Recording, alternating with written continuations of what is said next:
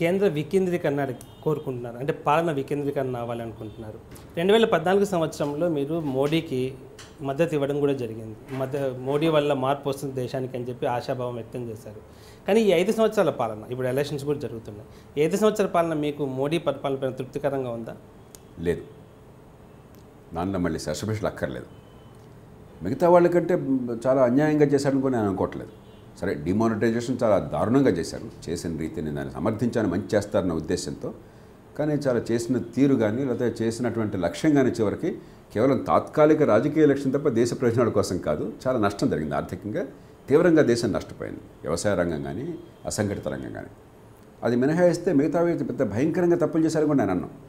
కానీ అరుదైనటువంటి అవకాశం, ఈ జాతి మొత్తాన్ని కూడా మార్చే అరుదైన అవకాశాన్ని మోదీకి ఇచ్చారు. అని పూర్తి స్థాయి మెజారిటీతో ఇచ్చారు. మెజారిటీ ఒక పక్కన, మెజారిటీని మించి నమ్మకాన్ని పెట్టారు. లేకపోతే డిమానిటైజేషన్ అంటే ప్రతి ఒక్క మనిషిని కూడా స్పృశించేటువంటి డిమానిటైజేషన్ చేసి తీసేస్తున్నటువంటి నోట్లకి ప్రత్యామ్నాయంగా కొత్త నోట్లు ప్రింట్ చేయకుండా అవి అందుబాటులోకి తేకుండా మీ చావు మీరు చావండి అని చెప్పి అన్నా కూడా ఒక నియంత కూడా ప్రపంచంలో బతుకుండేవాడు కాదు. పరమ నియంతృత్వం కూడా బతుకుండేది కాదు, ఆ ప్రభుత్వం కొప్పుకోలేదు. అయినా కూడా మోదీ గారు ఏదో మంచి చేస్తాడు, మాకు నష్టం జరిగినా కష్టం కలిగినా ఏదో మంచి జరుగుతుందిలే అన్న ఆశ ఆయన మీద చూపెట్టారు. కాబట్టి ఓటు కంటే ఆ నమ్మకం చాలా ముఖ్యమైనది. ఇంత నమ్మకాన్ని ఇటీవల కాలంలో ఎవరి మీద చూపెట్టాల. ఈ సమాజం అంతగా నిప్పులు నడవడానికి సిద్ధపడ్డారు. ఆ నమ్మకాన్ని పూర్తిగానే వమ్ము చేశాడు. నేను ఈ మాట ఊరికే కూడా అంటలా, 6 నిర్దిష్ట అంశాలు చెప్తున్నాను. ఈ 6 అంశాలు మార్చకుండా మనం ఏం చేసినా పైనే నటనే. గవర్నమెంట్ ఆఫీసుల్లో ఆనాటికి ఈనాటికి కూడా లంచం లేకుండా, 10 సార్లు తిరగకుండా, సిఫారసు లేకుండా, కన్నీళ్లు కార్చకుండా హక్కుగా కావాల్సిన పని అయ్యేటువంటి పరిస్థితి లేదు, అందరికీ తెలుసు. దీన్ని మారుస్తారని ఆశించాను, ఏం మార్చకపోగా గతిలాక పని జరగట్లేదని చెప్పని అన్యాయం కోసం కాదు, తనకు కావాల్సిన పని జరగడం లేదని చెప్పని, హక్కుగా కావాల్సిన పని కోసం జరగలేదని చెప్పని 50 రూపాయలు లంచం లేకపోతే పని జరిగిన వ్యవస్థ పెట్టారు.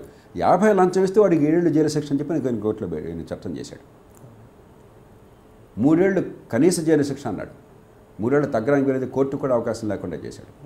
లంచం తీసుకున్న వాడి మీద కేసు కూడా పెట్టడానికి వెళ్ళేదని చట్టం చేశాడు. ఏ ప్రభుత్వమైనా సరే భారతదేశంలో వాళ్ళున్న పరిస్థితుల్లో గతిలాక 50 రూపాయలు పని వేగంగా జరగాలని లంచం ఇచ్చిన వాడికి 7 ఏళ్ళు శిక్ష, లంచం తీసుకోవడం మీద కేసు కూడా ఉండటం లేదని చెప్పంటే ఆ ప్రధానమంత్రి దేశం ప్రయోజనం కోసం చేస్తున్నాడా, దేశాన్ని అర్థం చేసుకుని చేస్తున్నాడా? 2, విద్య ఎంత చండాలంగా ఉంది భారతదేశంలో ఇవాళ. పిల్లలు కష్టపడుతున్నారు, తల్లిదండ్రులు ఖర్చు పెడుతున్నారు, బండెడు బరువు పుస్తకాలు మోస్తున్నారు, కానీ నిరర్ధకమైన విద్య, ప్రపంచంలో అట్టడుగు స్థాయిలో ఉన్న విద్య. అంకెలు చాలా చెప్తాను, దానిలోకి వెళ్ళక్కర్లేదు. దానిలో ఒక్క పిసరు, 1 మిల్లీమీటర్ మార్చడం కోసం ఏర్పాటు జరగలేదు 5 ఏళ్లలో. ఆరోగ్యం, ప్రపంచంలో అధ్వాన్నంగా ఆరోగ్యం ఉన్న దేశాల్లో భారతదేశం ఒకటి. ఏడాదికి 6 కోట్ల మంది సంవత్సరం మొదట బేదలు కాని వాళ్ళు మన లెక్కల ప్రకారం సంవత్సరం చివర అనారోగ్యం వల్ల బేదలు అయిపోతున్నారు భారతదేశంలో. 6 కోట్ల మంది ఏడాది కంటే బ్రిటన్ జనాభా ఎంత ఉందో అంతమంది ప్రతి ఏడాది కూడా అనారోగ్య కారణంగా బేదలు అవుతున్నారు. నాలాంటి వాళ్ళని చాలా సమగ్రమైన ప్రణాళిక, పెద్ద ఖర్చు లేకుండా ఏం చేయాలో చాలా స్పష్టంగా ప్రభుత్వాల ముందు పెట్టినాం. ఒకసారి కదా 100 సార్లు 1000 సార్లు పెట్టినాం, ఒక్క పెసరు అడుగు వల్ల. 4వది, అధికారం కేంద్రీకరణ మరింత పెరిగిపోయింది. అదివరకు కనీసం జాతీయ స్థాయిలో మంత్రివర్గాలు, మంత్రులు వాళ్ళకేదో మంచి చెడో వాళ్ళ పాత్ర ఉండేది. నేను చాలా మంత్రివర్గాలతో పనిచేశాను, చాలామంది మంత్రులు ఎన్డీఏ ప్రభుత్వంలో చూశాను, యూపీఏ ప్రభుత్వంలో చూశాను, వ్యక్తిగతంగా చాలా సన్నిహితంగా. అంతకుముందు కాంగ్రెస్ ప్రభుత్వంలో చూశాను. ఎలా ఇప్పుడు నేను చూడాల. రాష్ట్రాల్లో అలాగే ముఖ్యమంత్రి పూర్తిగా నిరంకుశుడు రాజుగా అయిపోయాడో, మంత్రుల్ని పూర్తిగా ఉత్సవగృహాలుగా మార్చేశాడో, జాతీయ స్థాయిలో కూడా ఆ పరిస్థితి తీసుకొచ్చాడు. ఇంకా ఈ పంచాయతీలు, జిల్లాలు, మండలాలు, పట్టణాలు అయితే అసలు ఒక్క పెసరు కూడా బాగుపడాలి. అది జరగకుండా ప్రజాస్వామ్యం బాగుపడే అవకాశమే లేదు. చట్టబద్ధ పాలన.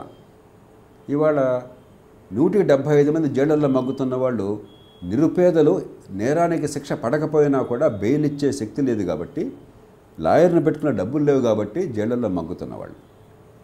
190 మంది శిక్షలు పడుతున్న వాళ్ళు కోర్టుల్లో చావబాది నిరుపేదని అండలేదు కాబట్టి వాడితో వాంగ్మూలం తీసుకుని అయ్యా నేను నేరం చేశాను ఒప్పించేసి వాడి శిక్ష పడుతున్నవాడు. చట్టబద్ధ పాలన భారతదేశం లేదు. దాన్ని మార్చడం కోసం వేసమెత్తు కూడా ఏర్పాట్లు జరగలేదు, ప్రయత్నం లేదు. ఎన్నికల వ్యవస్థ మనందరం చూస్తున్నాం. ఈ ఎన్నికల్లో బీజేపీ కావచ్చు, కాంగ్రెస్ కావచ్చు, ఇతర పార్టీలు కావచ్చు, ప్రాంతీయ పార్టీలు, జాతీయ పార్టీలు ఎంతెంత డబ్బులు ఓట్ల కొనుగోలు కోసం ఖర్చు పెడుతున్నా మనకి దక్షిణాదిన మనకు తెలియదేముంది. అందులో తెలుగు రాష్ట్రాలే కదా దీనికి అసలు పునాది వేసింది. ఇవాళ దేశం అంతా విస్తరించింది. మనం వేసిన విత్తనం అంతా దేశం అంతా పెరిగిపోయింది ఆ కలుపు. అట్లాగే ఈ తాయిలాలు పెరిగిపోయినాయి. కులం, మతం, ప్రాంతం పేరుతో ఈయన కూడా తాను మరింత పెంచుతున్నాడు దాన్ని. కరెక్ట్. ఓట్లాడమైంది. ఇది ఆయన తప్పట్ల గతిలాగా చేస్తున్నారు. కానీ దీని నుంచి మార్చాలన్నది ప్రధానమంత్రి చేయగలడు. అందులో ఆయనంత ప్రభావశీలమైన ప్రధానమంత్రి తలుచుకుంటే చేయగలడు. ఒక చర్చ మొదలెట్టగలడు. పొరపాటును కూడా కడుగు ముందుకు పడడం. అంటే మౌలికమైన 6 అంశాల్లో వ్యవసాయ రంగం ఎంత అధ్వానంగా ఉంది. మోదీ గారి పరిపాలన వల్ల వ్యవసాయం మరింత అధ్వానంగా లేదు. పూర్వం నుంచే కష్టంగా ఉంది. మోదీ గారు వచ్చిన తర్వాత ఎగుమతులు ఏడాదికి $10 బిలియన్ వ్యవసాయంలో తగ్గినాయి, దిగుమతులు ఏడాదికి $10 బిలియన్ వ్యవసాయంలో పెరిగినాయి. అంటే వెరసి రైతులకి 1,40,000 కోట్ల రూపాయలు ప్రతి సంవత్సరం డిమాండ్ తగ్గింది. ఇంకా వేరే అక్కర్లే. కాబట్టి For more videos, subscribe to iDream. iDream ను సబ్స్క్రైబ్ చేయండి. And loads of fun entertainment and content.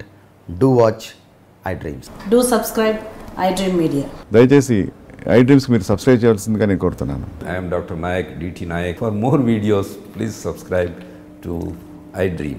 Please subscribe iDream News. Please subscribe iDream. Please subscribe iDreams. మీరు చూస్తున్నారు iDream News.